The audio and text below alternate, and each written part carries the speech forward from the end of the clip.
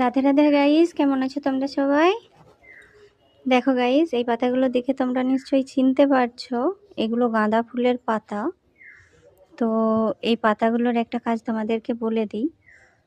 যদি কোনো রকম কোনো কাটা ছেঁড়া ঘা এরকম থাকে, কারোর থেকে থাকে, তাহলে কিন্তু এই পাতাগুলোকে তুলে নিয়ে এসে ভালো করে, সবার বাড়িতেই তো গাঁদা চারা থাকে, বিশেষত এই শীতকালে, তো তুলে নিয়ে এসে ভালো করে এটাকে ধুতে হবে, ঠিক আছে? ধোয়ার পর এটা ভালো করে হাতে করে ঘষে নিতে হবে। এইভাবে ঘষে নিতে হবে, মানে করে 2 হাত দিয়ে ভালোভাবে হাতে তালুতে রেখে ঘষে একে মানে এর রসটা বের করে নিতে হবে। ওই রসটা ওই কাটা ছেঁড়া ঘায়ের ওপর লাগালে, মানে দিনে 2-3 বার 4 বার যতবার পারবে তোমরা লাগালে অবশ্যই মানে আস্তে আস্তে ঘা সেরে উঠবে। ভিডিওটা কেমন লাগলো অবশ্যই জানিয়ে কমেন্ট করে। আমি তুলে এনেছি আমার ছেলের জন্য, ওর হাঁটুতে ছেলা হয়ে গিয়ে ঘা হয়ে গেছে।